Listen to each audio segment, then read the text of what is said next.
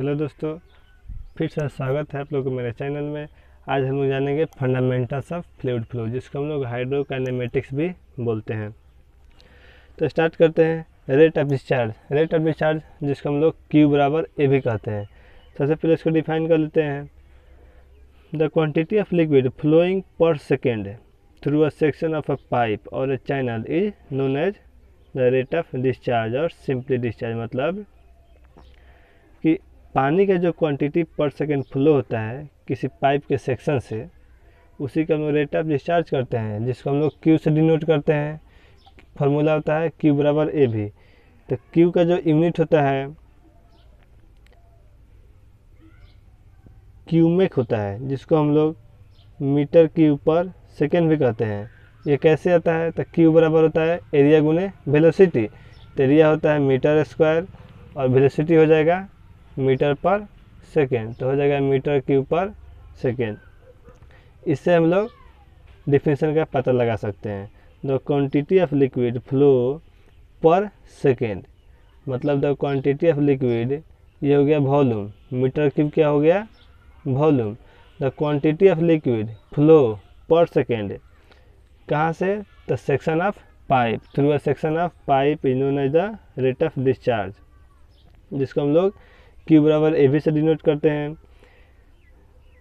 Note में लिखा जाए कुछ तो हो जाएगा if the area is in metre square and velocity is in metre per second, then यदि स्टैंडर्ड हम लोग यूनिट लेंगे तब क्यूमेक होगा।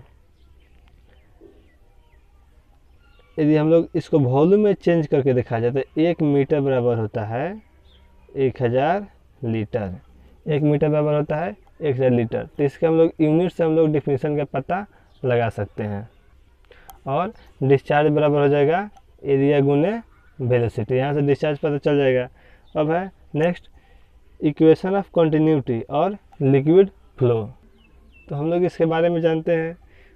इफ़ एंड इनकम्प्रेसिबल लिक्विड क्या होता है? जिसका वॉल्यूम और डेंसिटी जब वो फ्लो होता है तो चेंज नहीं करता है, उसको हम लोग इनकम्प्रेसिबल लिक्विड कहते हैं। If an incompressible liquid is continuously flow through a pipe or a channel whose cross-sectional area may or may not be constant, the quantity of liquid passing per second is same at all sections. This is the known as the equation of continuity of a liquid flow. कहने का मतलब है कि जब incompressible liquid किसी pipe से या channel से फ्लो करता है तो जो लिक्विड का क्वांटिटी होता है, मतलब पर सेकेंड जितना क्वांटिटी में लिक्विड पास करता है वह सेम होता है सभी सेक्शन पर।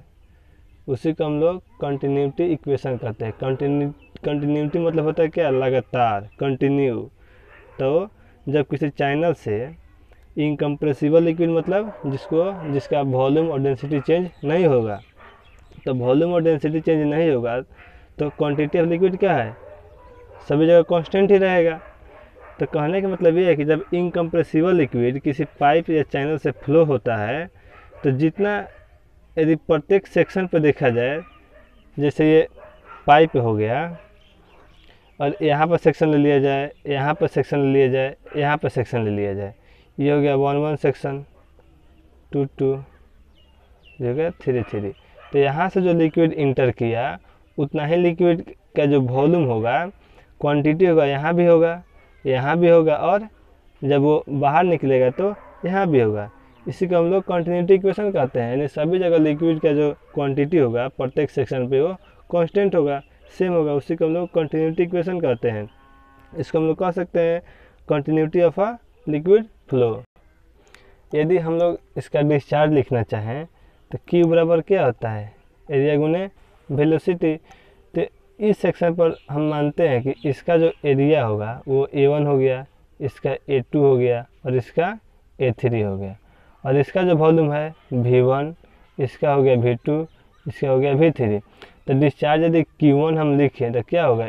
एरिया इंटू यानी A1 इंटू V1, और Q2 हो जाएगा A2 इंटू V2, Q3 हो जाएगा A3 इंटू V3। और हम लोग कंटिन्यूटी का इक्वेशन हम जानते हैं कि जितना डिस्चार्ज यहाँ पे होता है उतना ही डिस्चार्ज यहाँ पर होता है, जितना यहाँ होगा उतना ही यहाँ होगा, जितना यहाँ होगा उतना ही यहाँ होगा। यानी सभी सेक्शन पर चैनल के किसी पाइप या हम कोई पाइप ले या चैनल ले तो उसका सभी सेक्शन पर जो होगा डिस्चार्ज वो सेम होगा। तो हम लोग क्या लिख सकते हैं, Q1 बराबर Q2 बराबर Q3, और आगे भी सेक्शन होगा तो आगे भी हम लोग लिख सकते हैं। ऐसे हम लोग न्यूमेरिकल सॉल्व कर सकते हैं इस बेस पर। यदि यहाँ पर Q1 का वैल्यू दे दे तो यहाँ Q2 का वैल्यू बता सकते हैं। नेक्स्ट है अब पोटेंशियल लाइन। पोटेंशियल लाइन को हम लोग इक्वी पोटेंशियल लाइन भी कहते हैं। हम लोग ऑब्जर्व कभी करते हैं, यदि घर में हम लोग खाना बनाते हैं और सरसों का तेल गिर जाता है तो जहाँ पे वो गिरता है वहाँ पे उसका परत मोटा होता है, लेकिन धीरे धीरे जो होता है उसका परत पतला होते जाता है। इसका मतलब क्या कि यहाँ पे यदि गिरा तो वहाँ पे यदि उसका हेड हम नापे, पोटेंशियल लाइन का जो हेड है वो मानते हैं H1 हो गया, फिर आगे जाते जाते कुछ कम होता है, फिर वो H2 हो गया, फिर H3 हो जाएगा। मतलब जो लॉस ऑफ हेड हमेशा यदि यहाँ पर सेक्शन लिया जाए, यहाँ पर सेक्शन लिया जाए, यहाँ पर सेक्शन लिया जाए तो सभी जगह लॉस ऑफ हेड होते जाता है। तो यदि इसको हम मिलाएं तो कुछ इस तरह मिलेगा, ऐसे ही लॉस ऑफ हेड।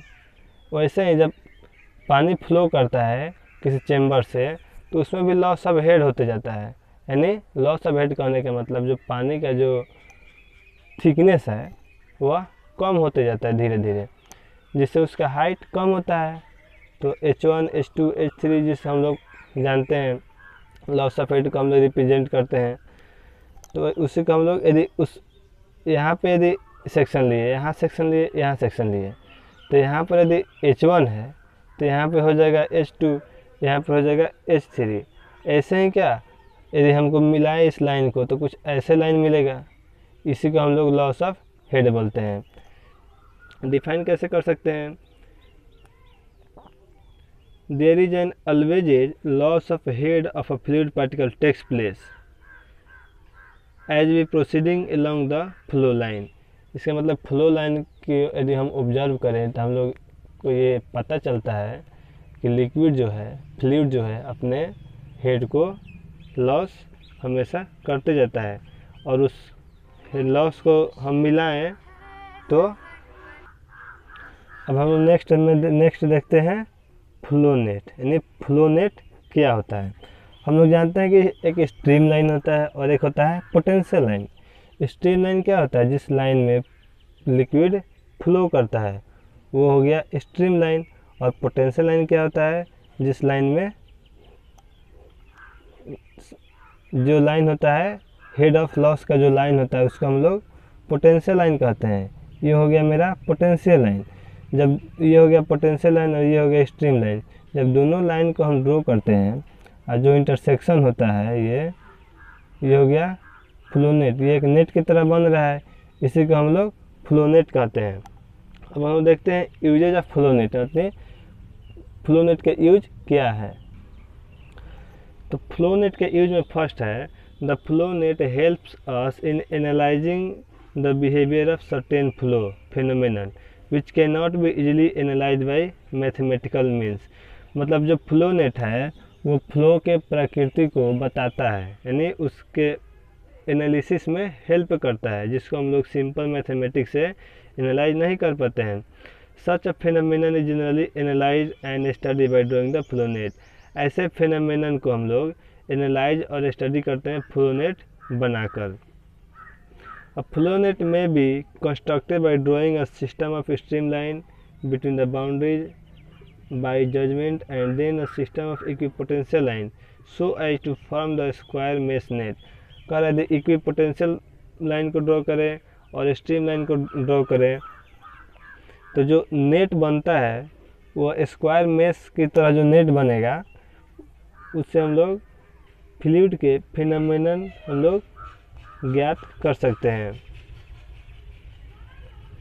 ये इसका फ्लो नेट का यूज हो गया।